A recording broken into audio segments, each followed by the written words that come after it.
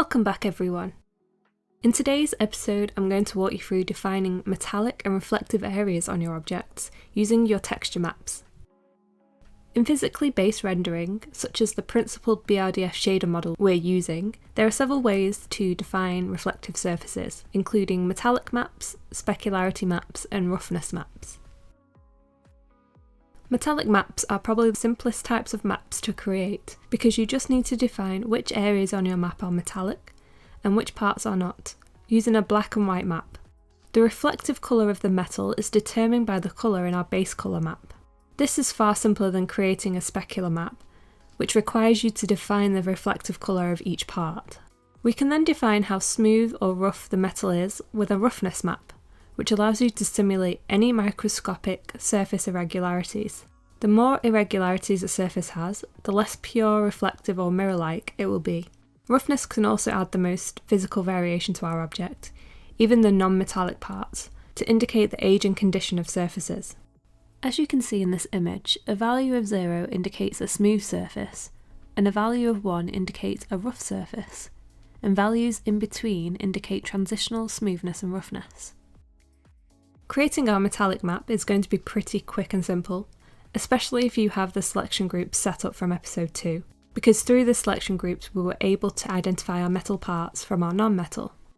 In order to achieve the metallic effect you see in the lower right of this image, you need a metallicity value of 1, which corresponds to fully white, and to achieve a non-metallic appearance like you see in the top left, you need a metallicity value of 0, which corresponds to fully black. So we need to create another new channel and plug it into the metallic input of our principled BRDF shader. Open the Channels palette and click the Add Channel button. Since we're creating a metallic channel, let's call this channel Metallic. This really doesn't need to be as big as 2048 by 2048, since we're not painting detail onto this map. All we're doing is painting which area should be black and which should be white. So let's make this map 1024 by 1024. Colour depth can be 8-bit, the lowest, since we're only using black and white colours. Make the colour option black as the base colour, because the majority of our object is non-metallic, so this saves us a bit of time. As we discussed in the bump map episode, all non-colour data maps need to have scalar enabled to ensure Mari reads in the raw value of the pixel, rather than read it and manage it as colour data. So make sure scalar data is enabled for our metallic channel. Then click OK. Once our metallic channel is created, hook it up to our shader by opening the Shaders palette, selecting Principled BRDF in the shader panel, and next to the metallic input, click the button and select our new metallic channel. The metallic input will activate and show green on the switch. Nothing will appear to change in our viewport though, because we haven't told the shader that anything on our object is metal yet. So let's go ahead and do that. Open the Selection Groups palette, and holding Shift, click the metal parts and metallic lens groups, so we have all of our metal faces selected.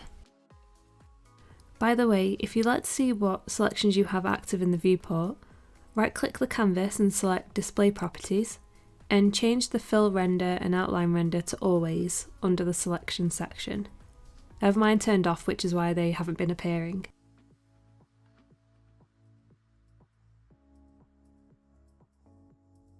In the painting palette, we want to make sure Project On is set to Selected Only, so we only paint on the selected metal parts. Head over to the Ortho UV tab. We're going to paint a flat white on the flat UVs with the paint tool, and it's easy to do something like this on a flat surface, like the UVs. Activate the paint tool with the P key, and select white from the colour picker. Turn on Current Paint Target with the I key so you can see what you're painting into a little bit easier. Then just lay your paint down. It should only paint white onto the metal parts. Let's head back to the perspective viewport and turn back on the Principled BRDF shader with the I key. It may appear that not much has changed. That's because we now need to define the amount of reflectiveness the metal parts have using a roughness channel.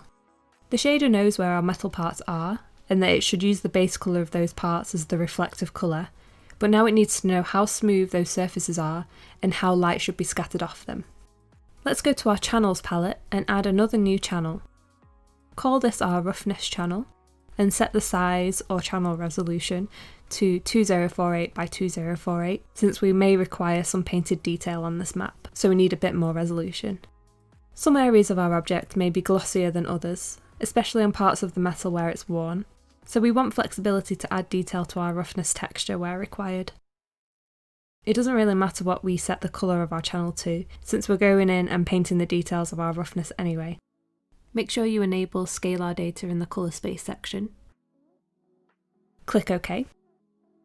Once the roughness channel is added, input this channel into our principled BRDF shader in the roughness input, so we can view the roughness in the viewport. Whatever your base colour was set to defines the current roughness of our object. If you had a colour closer to white, then the roughness will appear less reflective and more diffuse. If you had a colour close to black, then the roughness will appear highly glossy and reflective. Remember that roughness isn't just used for shiny or metallic surfaces. It can be used for matte surfaces too, to add breakup in the way light scatters off it. I'm going to give you the basics of creating your roughness maps, and then you can go ahead and use those techniques for the rest of the surfaces on our objects, since you should spend quite a bit of time working on roughness in order to achieve a realistic look, just like our base colour map. The more variation your roughness maps have, the more realistic your object will appear. Let's identify areas we know for sure are either highly smooth or highly rough. I'm going to delete this base colour layer in our roughness channel first because it's making everything way too shiny for me. Whatever the colour input when we created the roughness channel was set to, defines the current roughness of our object. Note that without a layer in the channel is now outputting transparency, which feeds into the shader, which then composites the transparency over the default roughness value in our shader. This is a value of 1 in our principled BRDF shader, which is why the camera no longer appears shiny. The camera lens, being made out of glass, has no roughness at all really, so let's paint this black in the roughness channel. Make sure your roughness channel is selected and create a new layer. Open the selection groups palette so we can pick our lens faces. Click the glass lens group to select it. Ensure selected only is active in the project on option in the painting palette. And then with the paint tool, pick black from the colour picker and paint directly onto the lens face. Immediately we can see how glossy this becomes. If we wanted to go ahead and create the illusion of smudges on this glass, using the roughness channel is great because we can define where the light doesn't reflect off the smudged areas. As an example, let's create a new layer in the roughness channel. And in the shelf palette, select the fingerprint brush from the Organic Brushes tab.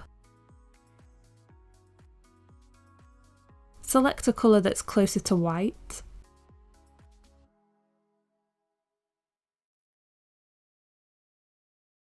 And click and drag over the lens surface to paint down a fingerprint. If you rotate the camera around our lens, you can see how the light diffuses around the fingerprint to create the illusion of smudges. You can create new layers for each kind of breakup you want to add to your surfaces, so you have as much control as possible over them in case you want to adjust them later. I've taken a look at some animated references of this camera, and the metal here is actually quite brushed and rough as opposed to perfectly mirror-like. For our metals, select the metallic lens and the metal parts groups from the selection group palette. Remember to multi-select with the Shift key. In our roughness channel layer palette, add a new constant layer and set it to around 0.45, so we're creating a roughness that's somewhere in the middle of smooth and rough. Also change the components to RGB, since we don't want the value to affect the alpha component.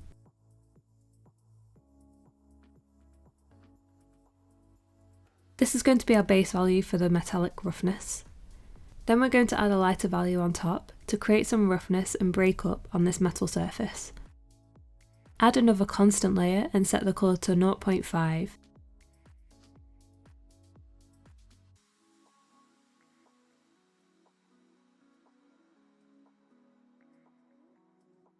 In order to create the breakup between these two values, we'll group the two layers together by selecting both and clicking the Group Layers button, and then provide a name for the group, something like Metal Breakup. Then right-click the group layer and select Layer Mask, Add Mask from Selection, and this is going to mask off the whole group to our selection. We'll create a mask stack on the top constant layer so we can define where the bottom value is shown and where the top value is shown. So select the layer and click Add Mask Stack as we want to add some procedurals to this mask. We're going to add a cloud procedural layer as it's a quick way to create some decent looking breakup between the two constant layers we just created. Open the mask stack and click Add Procedural Layer, Procedural, Fractal, Cloud. Make colour A value 95 and colour B value 40. This is affecting the values of the mask itself, so the values we've chosen here mean the bottom constant we created earlier only shows through slightly, since we are picking colours closer to white, which in a mask means the top layer is retained.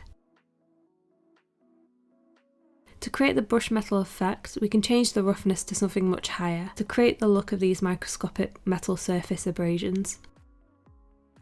You have to be aware that if you set the cloud size too small, the channel resolution we currently have won't be able to handle it and the noise will be lost upon export. A value of around 0.5, which is the default, should be fine though. If you're finding that your metal appears too dark, you can go back into the original base colour channel and lift the colour values of your metal parts layers, since they're informing the metal reflectiveness of the metallic channel. Next, let's create a matte finish for the Louboutin sticker. So for this one, we're going to copy the Louboutin sticker layer over from the base colour channel again, so we don't need to repaint it. Select the Louboutin sticker and the torn layer underneath with the Shift key. Right click and select Copy. Then in our Roughness channel, right click one of the layers in the layer palette and select Paste. I don't want them in the metal breakup group, so I'm moving them out. We need to add a levels adjustment to our Louboutin sticker layer and make the entire layer something closer to white, so it has very little reflectivity and creates more of a matte finish. Activate current paint target in the viewport with the I key so we can see what we're doing.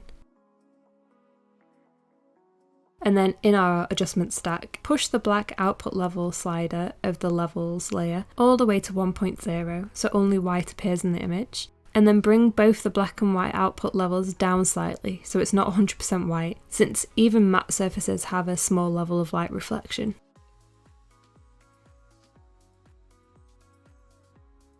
You can use the techniques from this video to add roughness to the camera's body and parts. Remember that nothing is truly 100% rough, and nothing aside from perfectly smooth mirrors or glass like the lens we just worked on is 100% smooth.